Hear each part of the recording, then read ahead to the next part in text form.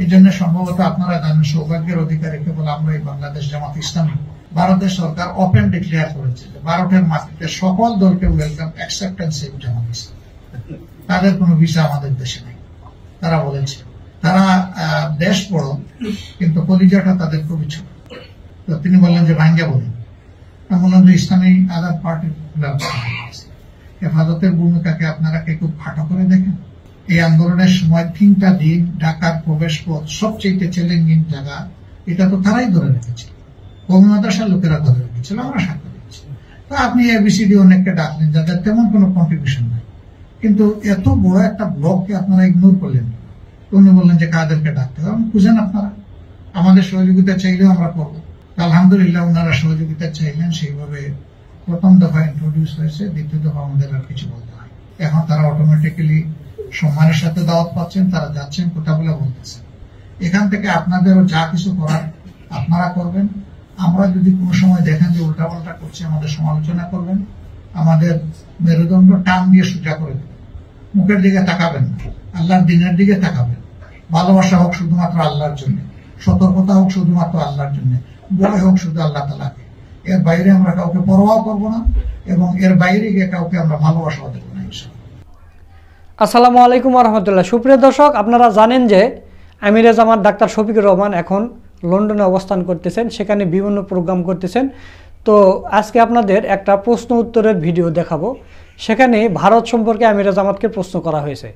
তো আমিরে জামাত উত্তরে বলেছেন যে আমরাই একমাত্র সৌভাগ্যবান দল যে আমাদেরকে এবং আমাদের দলের কাউকেই ভারত কোনো ভিসা দেয় না। সে দীর্ঘদিন থেকে ভিসা দেয় না, এখন পর্যন্ত কোনো নেতাকর্মীকে ভিসা দেয়নি।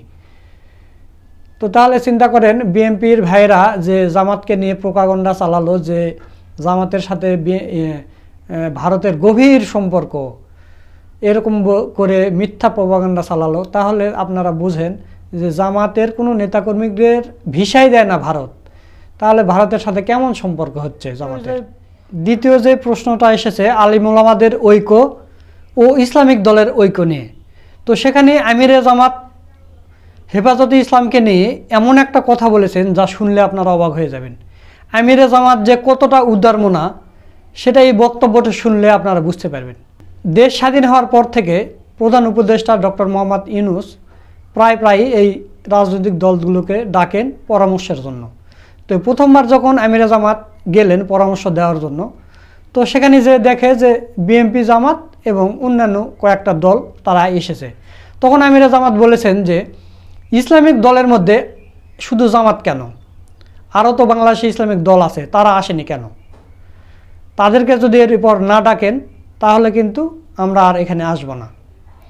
আপনারা যদি আমাদের সহযোগিতা নেন, কাকে কাকে আসতে হবে আমরা বলে দেব, আপনারা নিয়ে আসবেন। পরবর্তীতে আমিরে জামাতের সহযোগিতা নিয়ে হেফাজতের ইসলামের নেতাকর্মীদের সেখানে পরামর্শের জন্য ডাকা হয়েছে। তাহলে দেখেন আমিরে জামাত কতটা উদারমনা, কতটা ঐক্যের জন্য পাগল হয়ে আছে। অথচ এই হেফাজতের যিনি আমির আছে তিনি কিছুদিন আগেই বললেন যে জামাতে ইসলামী কোনো ইসলামিক দলে নয়। সম্প্রতি তিনি আর একটা কথা বলেছেন, এই কথাটা শুনে আমার গায়ের রোম খাড়া হয়ে গেছে যে এইরকম কথা কেন এই লোকটা বলতেছে বারবার, এবং এই লোকটাকে কেন এখন পর্যন্ত হেফাজতের আমির হিসেবে রাখা হয়েছে। এখানে মামুনুল হক সবচাইতে যোগ্য লোক, এই লোকটাকে সরিয়ে মামুনুল হককে কেন রাখা হচ্ছে না? দর্শক, তিনি কি বলেছেন আপনারা এই পাশে দেখতে পাচ্ছেন, আমি আপনাদের একটু পড়ে শোনাই। উনি বলছেন যে জামাতের বর্তমান নেতৃত্ব কোনো আলিম নেই, জামাতের আমির চিকিৎসক আর সেক্রেটারি জেনারেল অধ্যাপক, এদের দিয়ে ইসলাম প্রতিষ্ঠা বা ব্যাখ্যা প্রদান কেমনে সম্ভব? সূত্র হচ্ছে ইনকলাব 7 নভেম্বর 2024 অনলাইন এবং 8 নভেম্বর 2024 পেপার। তাহলে চিন্তা করে দেখেন এই বৃদ্ধ লোকটা কখন কি উল্টাপাল্টা কথা বলতেছে। আমিরে জামাত ঐক্যের জন্য মরিয়া হয়ে আছে, আর এই লোকটা বারবার জামাতে ইসলামের মানে গীবত করতেছে। জামাতে ইসলামের যেগুলো নেতাকর্মীরা আছে তারা আলেম নয়, কিন্তু আপনাদের চাইতে বেশি কোরআন হাদিস জানে এবং রেফারেন্স দিয়ে কথা বলতে পারে, আপনারা পারবেন না। তো যাই হোক, এই মুরব্বী আলেমকে নিয়ে আমি কিছু আর বলতে চাচ্ছি না। সর্বশেষ যে প্রশ্ন এসেছিল সেটা হলো এটিএম আজহারুল ভাইয়ের মুক্তির বিষয়ে। তো আমিরে জামাতে এটার সুন্দর উত্তর দিয়েছে। তো তিনি বলেছেন যে আমাদের এটা এই কেসটা হাইকোর্টে পেন্ডিং আছে।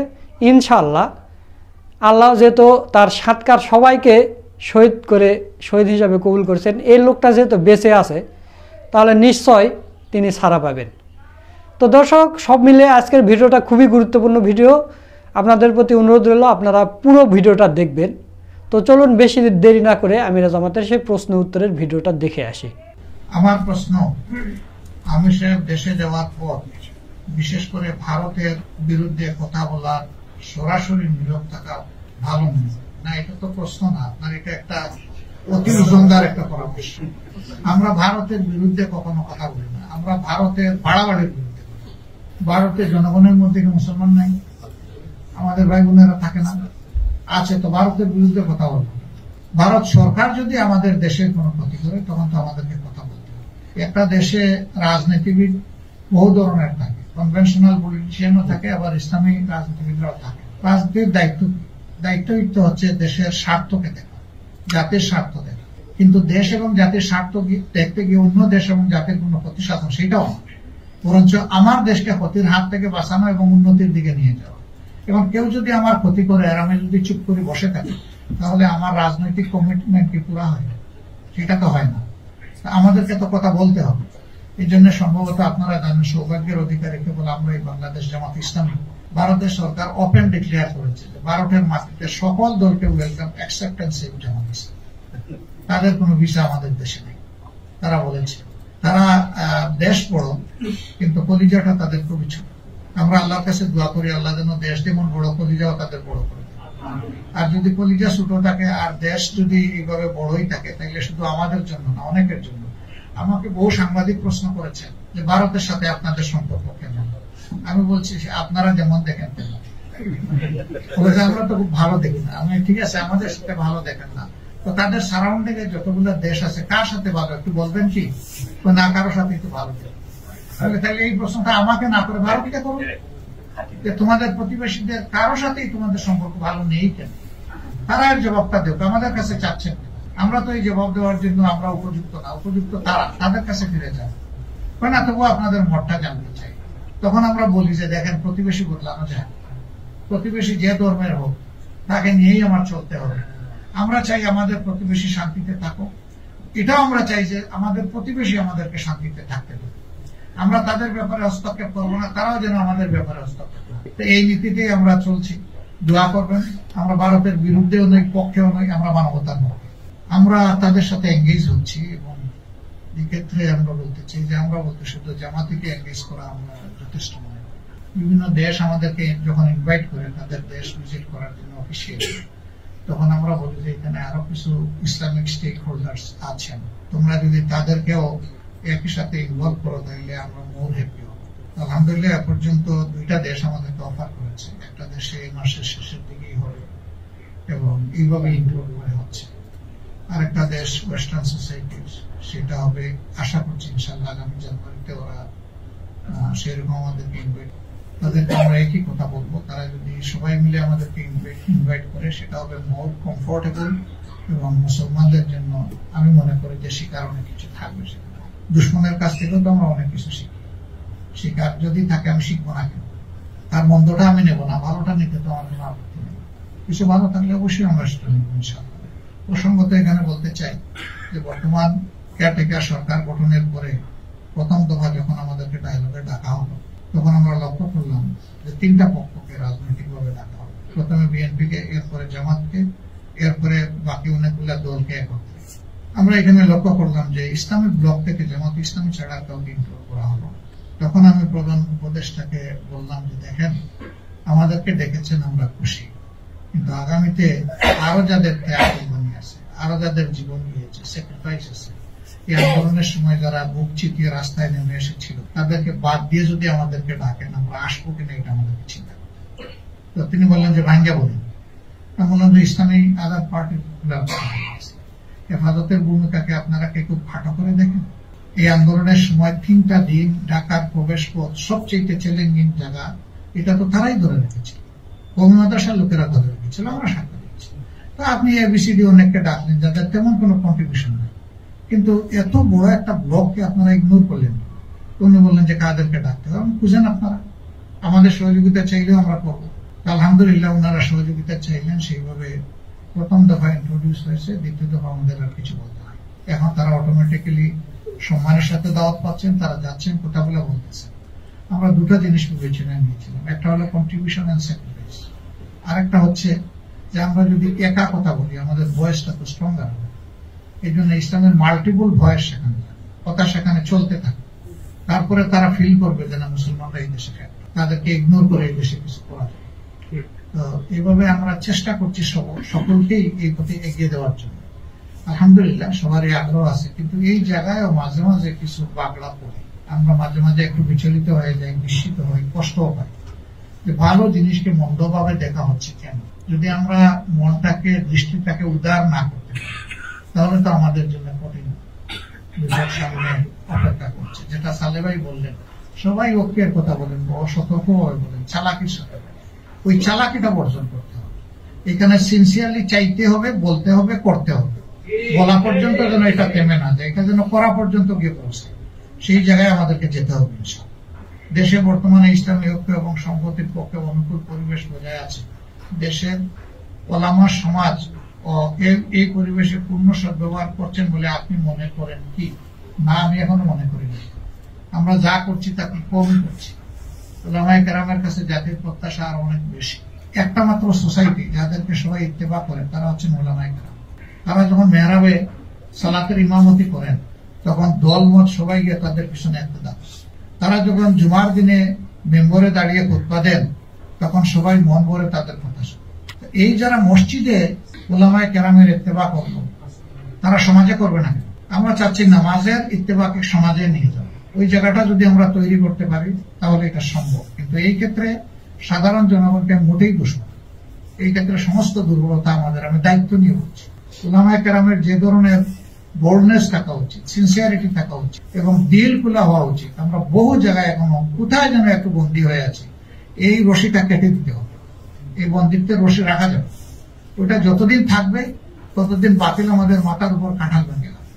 এই সুযোগ আর কতদিন দেবো আমরা বাতিল? এই জন্য এখানে যারা আছেন আমি সবাইকে অনুরোধ করব যে আপনারা, অনেকের জন্ম হয়েছে বাংলাদেশে এবং আপনারা ওখানেই বেড়ে উঠেছেন, তারপরে এখানে এসেছেন। আল্লাহ তাআলা তার নিয়ামত কাকে কোথায় দিবেন এটা আল্লাহ তাআলা ফয়সালা। সারা দুনিয়াকে আমরা একই জায়গায় দেখছি, আমরা ভিন্ন ভিন্ন জায়গায় দেখার পক্ষে নেই। এখান থেকে আপনাদেরও যা কিছু করার আপনারা করবেন। আমরা যদি কোনো সময় দেখেন যে উল্টাপাল্টা করছি আমাদের সমালোচনা করবেন, আমাদের মেরুদণ্ড টান দিয়ে সোজা করে দেবেন। মুখের দিকে তাকাবেন না, আল্লাহর দিনের দিকে তাকাবেন।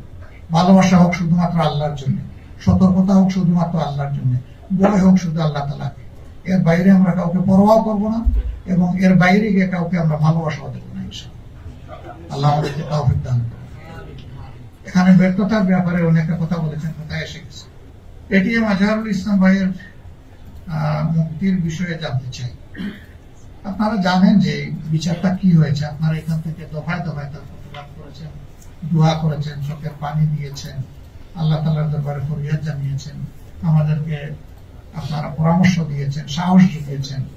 এত সব নিয়ামতের আপনারা যা করেছেন তার কোনো প্রতিদান দেওয়ার সামান্য কোনো শক্তি আমাদের নেই। মহান রবের দরবারে দোয়া করি আল্লাহ যেন তার কুদরতের হাত ভরে আপনাদেরকে দুনিয়া এবং আখিরাত দুই জায়গায় প্রতিদান দান। এই লোকটা শুধু বেঁচে আছে আর সবাই তো চলেই গেল। উনার আইনি প্রক্রিয়ার একটা ধাপ বাকি আছে, সেটা হচ্ছে সুপ্রিম কোর্টের রিভিউ। আমরা রিভিউটা রিকল করেছি এবং এটা এখন ট্রায়াল প্রসেসে এসেছে। যদি মিনিমাম ন্যায় বিচার পাওয়া যায় ইনশাআল্লাহ তিনি খালাস পাবেন। আমি সবসময় আমার সহকর্মীদেরকে, শুভাকাঙ্ক্ষীদেরকে বলি সবাই তো চলে গেলেন, আল্লাহ উনাকে রেখে দিলেন। আমার মনে হচ্ছে উনাকে দিয়ে আল্লাহ বাংলাদেশের জনগণের চোখ খুলে দিবেন। আপনারা দোয়া করেন সেটাই যেন আল্লাহ তাআলা করেন। দর্শক, আপনারা আমিরা জামাতের প্রশ্ন উত্তরের ভিডিওটা দেখলেন, তো তার কথাগুলো আপনাদের কাছে কেমন লেগেছে তা অবশ্যই কমেন্ট করে জানিয়ে দিবেন।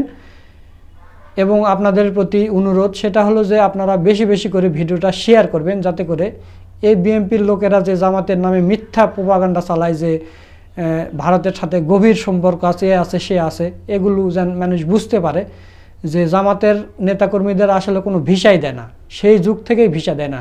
তাহলে ভিসাই যদি না দেয়, তাদের দেশে যদি যেতেই না পারে, তাহলে কেমন সম্পর্ক হয়? অথচ বিএনপির নেতাকর্মী এবং অন্যান্য দলের সব নেতাকর্মীদের ভিসা দিয়েছে, জামাতকে ভিসা দেয় না। এই কথা বলে আজকের ভিডিও এখানে শেষ করছি। সকলকে ধন্যবাদ। আসসালামু আলাইকুম ওয়া রাহমাতুল্লাহ।